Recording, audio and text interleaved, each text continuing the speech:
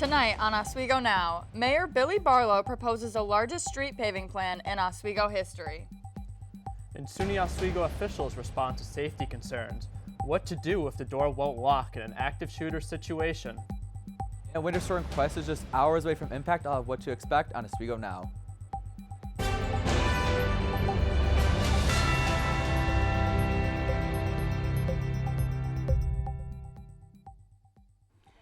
Good afternoon, everybody. I'm Sydney Selleck. And I'm Jacob Behan. As we come on the air tonight, a major winter storm is creeping closer to Oswego County. It's going to make travel difficult, if not treacherous. The storm is expected to leave behind a mix of snow and ice. Meteorologist Evan Bedron is tracking the storm. Evan, what's the latest? Yep, Winter Storm Quest is approaching New York rapidly. Right now it is currently impacting western New York with a mix of rain and snow and ice. As we look at our map here, we do have a winter storm warning and advisory for the majority of New York State. And downstate, we can see that New York City is under a flash flood advisory. So be sure as you head out on the road this weekend that you do take these travel impacts into consideration. Make sure you build in extra time for your drive to wherever you're going this weekend, especially tomorrow as you head out to the hockey game. As we look at radar, we can see right here is Winter Storm Quest. This is currently spinning up the Ohio River Valley, and you can see the outskirts of the winter storm will be impacting our area in just about 2 hours. So be ready for these winter weather impacts as you head out the door tonight. Back to you, Sydney and Jacob. Thank you, Evan. After a week of confusion following a data breach, fans are finally able to get tickets from SUNY Oswego's box office. It's just in time, too. NCAA playoffs are in full swing on campus this weekend. But as Scott Brubaker reports, online ticket sales are still suspended. Tickets are back on sale, and lines are long at the SUNY Oswego box office ahead of two big events this weekend. Campus safety monitor Victoria Furlong says the box office is going old school. We are physically printing hard copy tickets that we are going to be distributing to our campus community for our events. Paper tickets is the new normal, at least for now. The move comes after the ticket sales service Audience View had a security breach last week, which at the time put all ticket sales on hold. We continue to keep our online platform for ticket sales offline, so in order to provide the utmost security to our patrons. Several students were in line early Thursday morning, eager to get their tickets to this weekend's big games. I also didn't really worry because I knew they were going to sell tickets for such a big game. So I knew they were going to have some way to make it work for students and even like community members too. And the campus is finding a way. According to Furlong, paper tickets will continue to be sold until the campus hears from Audience View. I think we need to have some assurance by Audience View that they've done everything in their power to ensure that the systems are, the integrity of the systems are sound. Despite some of the chaos and confusion surrounding ticket sales this past week, some students are still able to find a silver lining in it all. I prefer paper-based tickets because it's more secure, and then this, for me, is a part of the memories too. If you haven't gotten your tickets for this weekend's events yet, you still have a chance. The box office will be open for extended hours today until 6 and tomorrow from 3 to 8. Reporting in the Marano Campus Center, Scott Brubaker, Oswego Now. The campus also says that they will continue to work with Audience View to make sure customer data stays safe. We're getting answers to a story we first told you about last week. Oswego Now reporter Natalie Barden showed us SUNY Oswego's new online emergency response training course. While taking the training herself, Natalie noticed one of the training recommendations for active shooter situations would be difficult, if not impossible, to follow. Here's the issue. The training recommends locking classroom doors from the inside, but many of the classroom doors we tested either didn't have interior locks or could not be locked without a key. Natalie's been working all week to get a response from university officials, and she joins us tonight with some answers. Natalie? That's right, Sydney and Jacob. I spoke to University Police Chief Scott Swayze and the college's Vice President of Finance, Victoria Furlong. They told me about changes coming to campus to improve safety in the next few weeks and the next few years. When students return from spring break later this month, these posters will be hung up in every room on the SUNY Oswego campus. University Police Chief Scott Swayze says they're meant to remind students, staff, and faculty of how to react in case of an emergency. Swayze also brought me printed examples of different ways to barricade a classroom door when the door does not lock. They are as simple as creating a barricade out of desks to as creative as using a belt, computer wires, or even body weight to hold a door shut. But in the heat of an emergency situation, who is going to know how to react? That's where Swayze says voluntary physical trainings with staff and faculty can come into play. We do in-person trainings. Okay. These are all discussed as alternatives to if a door doesn't secure, a door doesn't lock. We always encourage this.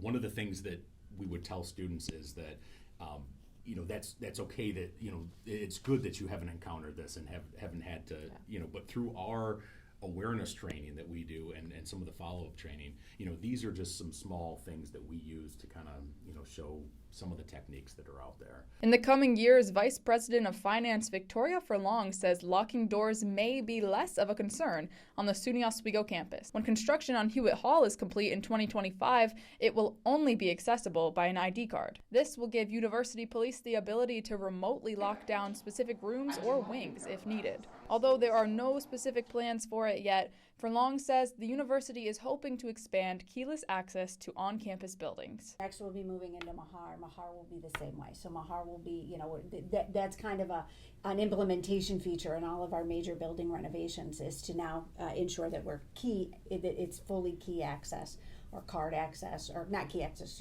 card access or fob access, where there can be a little bit more control over the end users that are ultimately allowed in different spaces within that particular building.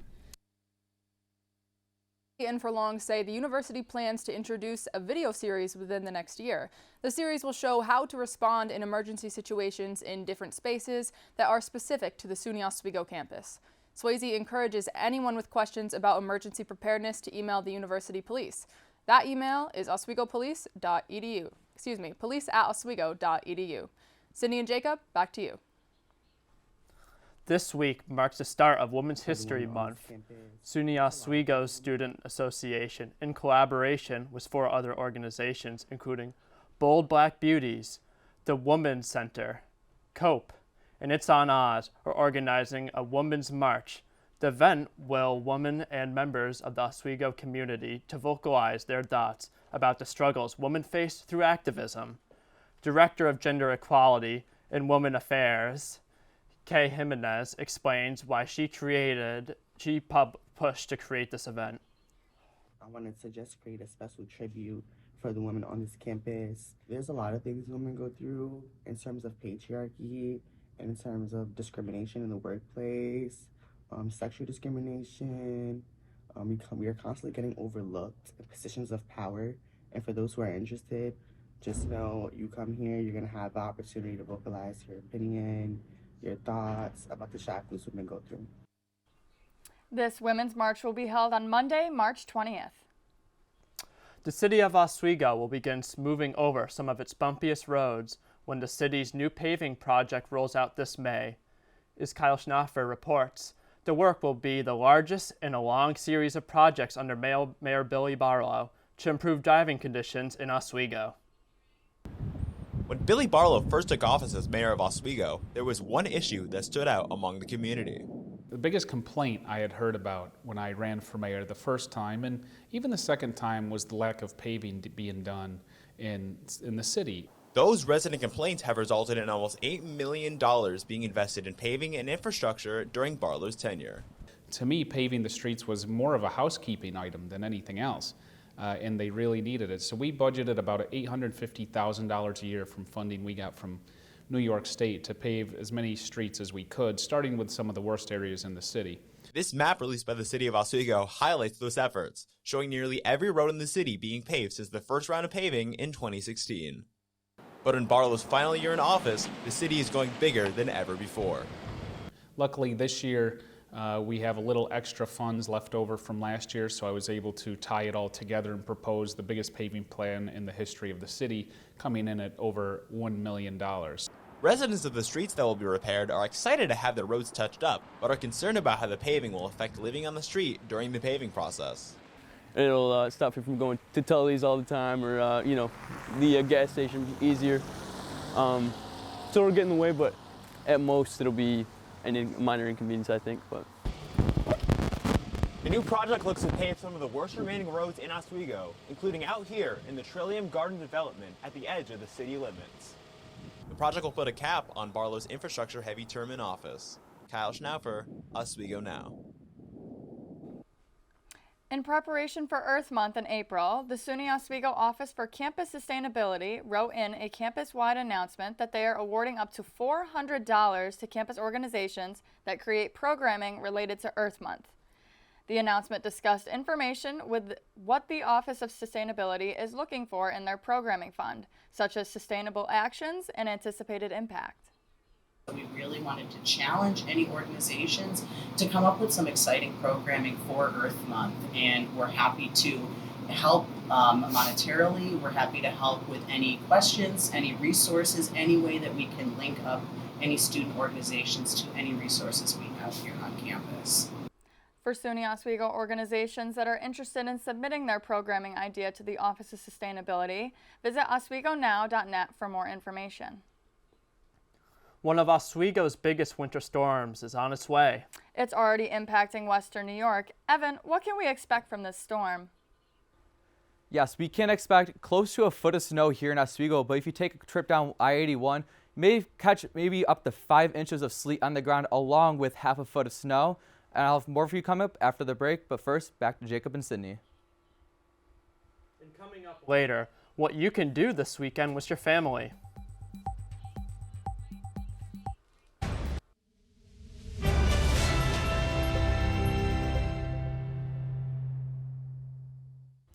Welcome back to Oswego Now. I'm your meteorologist, Evan Bedron, and right here is an image of Winter Storm Quest spinning up the Ohio River Valley as it approaches our area in the coming hours. We can expect dangerous driving conditions over the weekend with this storm, and we can expect also half a foot of snow to even a foot of snow here in Oswego County. But if you head south, we can see almost 5 inches of sleet and freezing rain accumulating, causing some messy travel conditions for the weekend as people head off to the Oswego hockey game or the St. Patrick's Day parade here in Oswego. And looking at our current temperatures, we can see here in Oswego, we are at 36 degrees, and around the rest of the area, you can expect temperatures in the upper 30s, maybe in the lower 40s. But then as we head to our evening planner, we can see 6 p.m. We have some light snow as Winter Storm Quest gets closer to our area. But as we head to 8 o'clock to 10 o'clock, we can see those heavy snow bands move through our area, dumping nearly a foot of snow in Oswego County. And many areas south will also be seeing half a foot of snow, but also with some sleet. And as we head off to our snowfall map, we can see around Rochester and south, we can see 3 to 6 inches. But as you go more towards Oswego County and even the Tug Hill, we can see those snowfall amounts reach a foot of snow even more. And as you head off way east to that Adirondack region, we can see those snowfall amounts reach 18 plus inches, bringing some dangerous conditions for folks out over there.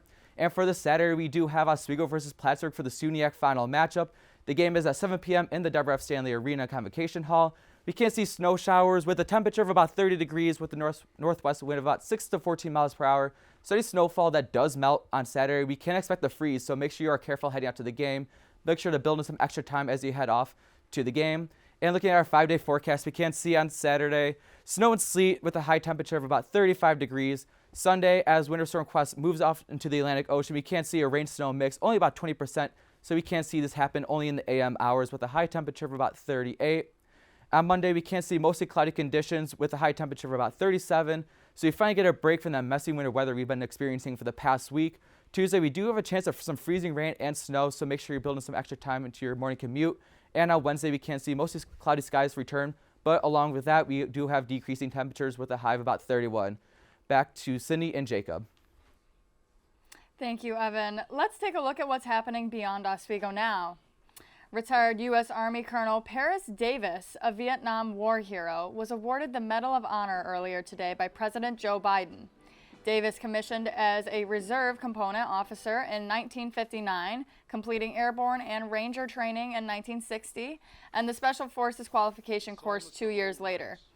Biden said it may be the most consequential day of his presidency as he presented the award to Davis, calling him a true hero for his acts in Vietnam. Today, President Biden welcomed German Chancellor Olaf Scholz to the White House. The two leaders met earlier today in the Oval Office to discuss the war in Ukraine. President Biden thanked the German Chancellor for providing both military and moral support for Ukraine. In a speech on Thursday, Scholz sent a message to China, urging the country to use its influence in Moscow to urge Russia to withdraw troops from Ukraine. Still ahead on Oswego Now, our Natalie Barden will be live from SUNY Oswego's Marano Campus Center, where tonight's late-night study break event will be held. And stick around for the weekend now, as there is plenty to do all around Oswego County this weekend. And welcome to Weekend Now. There's plenty happening this weekend. Let's get to it. The Collage concert is happening tonight. The concert is run by the SUNY Oswego Department of Music and features fast-paced jazz music performed by student and faculty performers. The goal of the concert is to raise funds for the Music Department of Excellence. The event starts around 7:30 in the Waterman Theater and Tower Hall with free admission, but donations are encouraged. Are you looking for something to do with your family? The Junior Naturalist Club invites all families and little budding naturalists to nature walks at the Rice Creek Field Station. Environmental educators and teachers will lead groups through the Wildlife Creek. And if your child attends the walk, then they can become a Rice Creek Junior Naturalist. The walks will take place every Saturday at 10 a.m. and 1 p.m. with different themes each month. And it can be rather chilly this time of year, so make sure your child is well dressed with boots or other protective footwear. Recommended for the muddy trails. The annual St. Patrick's Day Parade kicks off this Saturday, where the city of Oswego comes out in droves to watch the all-day celebration. As Alex Brooks reports, the parade is one step closer for some warm weather coming back to Oswego. We are officially in the month of March, and as the snow is still on the ground, the city of Oswego is gearing up for another St. Patrick's Day Parade. The floats, the excitement, and the celebration that the people of Oswego will be feeling come Saturday afternoon. For chairman of the parade, Patrick Shalone, he hopes this parade gets people excited for good things to come. It's kind of a rite of spring for people because even though the weather is still looking a little bad out there, we know that spring is just around the corner. The parade is sponsored by the Dean Michael Berry Division I of Oswego Ancient Order of Hibernians. The route of the parade will start at East 1st Street and end at Gibby's Irish Pub. It takes a lot of effort and hard work to put on this celebration every year, with each year doing better than the last. This past week, we've had a lot of people say, "Oh, I want to be in the parade, I want to be in the parade." So we knew we couldn't really do the line until last minute because we were adding a couple more floats and a couple more walking groups and everything. There's a lot of creativity when it comes to organizing this parade, and it is noticed by many of the Oswego community.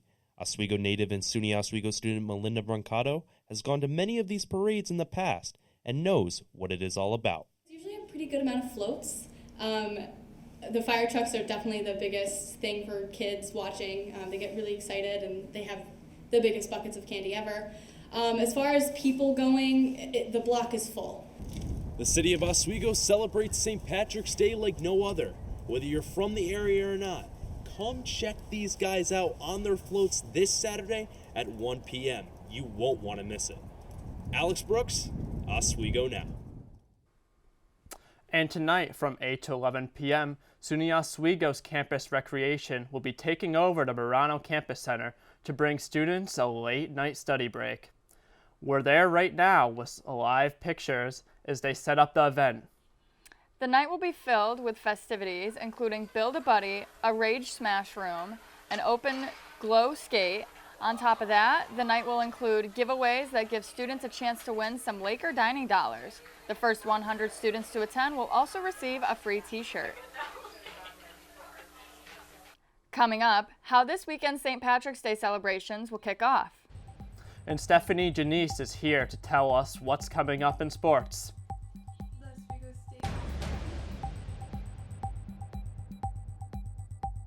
Women's hockey team has made it to the SUNYAC finals. Find out more after the break.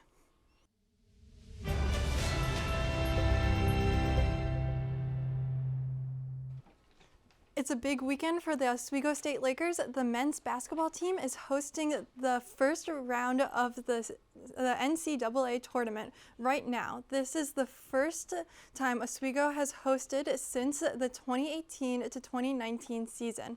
Too easy. Welcome to Oswego Now. I'm Stephanie Janisi. Now let's get right into it. Currently, John Correll is playing Agnes Magnus with only 3 minutes left in the game. Josh Correll is in the lead with 80 points and Agnes Magnus to 65 points. Oswego State will be playing Marymount at 5:45 p.m. tonight. The winning team will play Saturday at the Max Yale Gymnasium at 5:45 p.m. This comes after the Lakers won the SUNYAC tournament this past weekend, beating New Paltz in the semifinals and Brockport in the finals.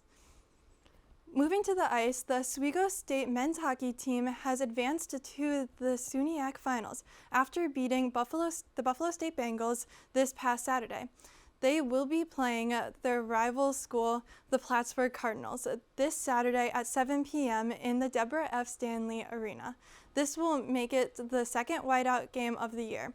The last time Oswego played Plattsburgh for a whiteout game, Oswego took the win with a score of 5-1. Moving over to the Dome, the Syracuse Orange basketball team suffered a tough loss against Georgia Tech this past Tuesday. This is putting the Orange on a 4-game losing streak, but the Orange is looking to break this streak when they face off against Wake Forest this Saturday in the Dome. Moving back to Oswego, with the winter hopefully winding down soon, that means the golf courtesy around the state will soon open again. It's news all lovers of the game are thrilled to hear, especially Oswego High School sophomore Kevin Walters, a golf phenomenon and our athlete of the week. A drive, a chip, and a putt. That's all it takes for sophomore Kevin Walters to be one of the best golfers at his age, which comes naturally when you've been playing your whole life. Really long time, since I was like 3 or 4. My dad played in college, played growing up, so he just kind of taught it to me. Even at such a young age, Kevin has been swinging for the hole, getting invited to prestigious tournaments. Probably I qualified for a tournament in Florida when I was 14, so that was pretty cool, just to play on like the national stage. Kevin isn't the only one in his family to inherit the love of golf, though. Kevin and his younger brother Mikey are teammates on Oswego High School's golf team. It's pretty cool. He's pretty good, so it's kind of competitive, but yeah, it's fun. But if you ask Mikey who the better golfer between the two is... Him. But Mikey's favorite memory of playing with Kevin is... Probably just going to like sessionals together, that was pretty cool. If you ask the brothers to describe who Kevin golfs like, well, both of them will say... Justin Thomas. Probably like Justin Thomas. We have like the same mindset out there. We kind of look alike too, so... Looks... I don't know, maybe not. But not bad company to have your skills compared to.